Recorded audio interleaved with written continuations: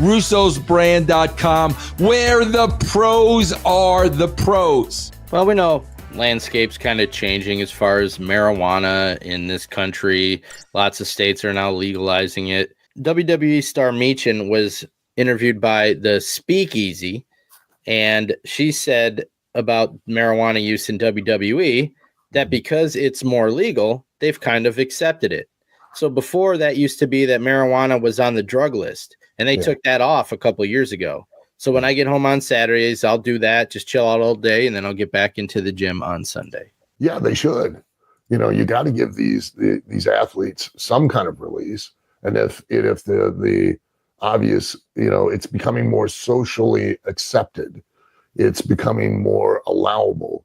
And it was only a matter, it's only a matter of time before nationally it's legalized, you know, not just from state to state, but nationally, actually federally legalized. I have no doubt, because you're seeing it being openly used more and more on films and TV. You know, you're hearing it spoken about in dialogue in those shows, and it being socially acceptable. And it's funny, where if you think back, I mean, even in my lifetime, you think back how prominent both alcohol and cigarettes were in TV and in not just commercials, but TV shows and in film. And then you rarely, if ever, see any of that anymore. You might, you know, you'll see some alcohol, but you don't see any tobacco use, much, like not to the degree that you used to, because it's become kind of socially unacceptable. It's actually more socially acceptable now to say you smoke pot than it is that you smoke cigarettes. You know, you see all the people that are huddled in like the terrarium at the smoke-filled terrarium at the airport, and they kind of are looked down on as you're walking past, you know, anymore these days. Where back in the day, there was no terrarium. You were allowed to smoke on a plane.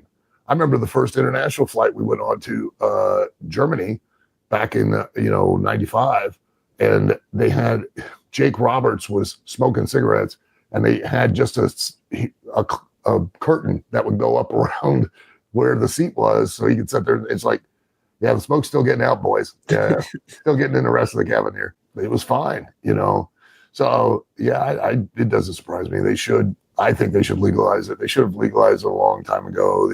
That there was that whole campaign that everybody's aware of, that it was just simply misinformation and a campaign of dictating an idea that led to making it socially unacceptable and basically illegal. It was so much so when my father had cancer, and they were saying that, you know, you should smoke pot or whatever to, you know, ease the effects of the chemo and stuff. He refused, just would not do. Even it would have made him feel better. It would have given him back his appetite and done immense wonders for him. I'm not having those left-handed cigarettes. I'm not smoking. He called them left-handed cigarettes. He wouldn't do it, you know, because it was just, it had been so ingrained in him not to take part in that kind of stuff. It's crazy. Dangers as far as being in the ring with somebody that may have smoked too much, or? Oh, I think so. Yeah, of course. Because, you know, regardless of what you want to believe, whether it's alcohol or it's marijuana or it's any kind of drug, it's changing your physical and mental state and the clarity of it as well, you know, to some degree. So that means that it's going to change your actions and your reactions as well to some degree or another. You're not going to be as sharp. So it's going to, it's going to increase the risk of what I always bring up about that ever-present percentage of a chance that you could suffer a life-altering or life-ending injury. Well, now because of and that's not just, let's make this clear.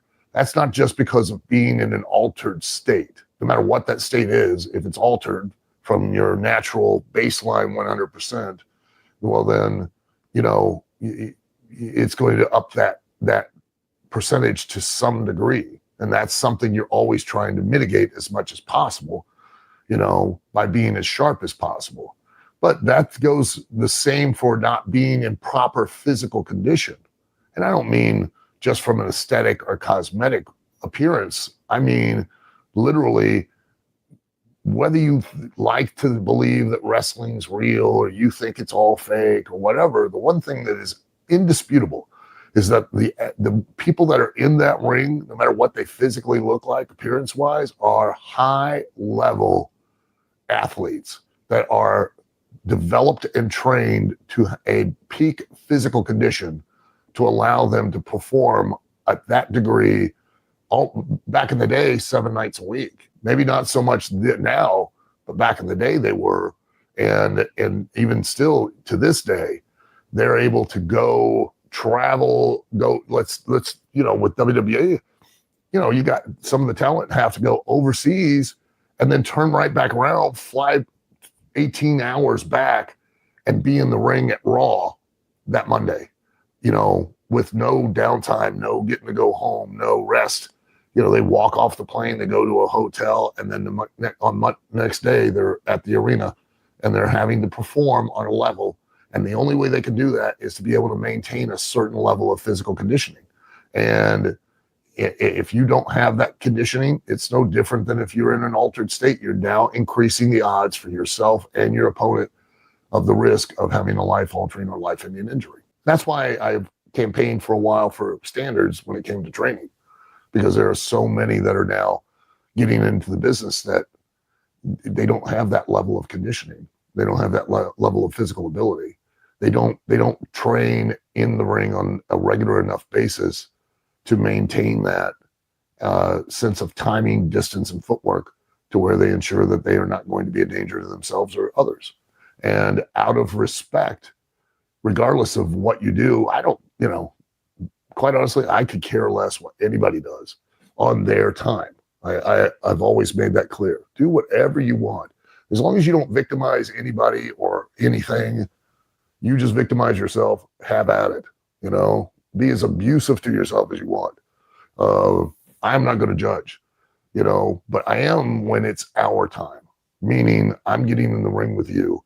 And now I'm entrusting you my physical well-being and my ability to make a living and feed my family.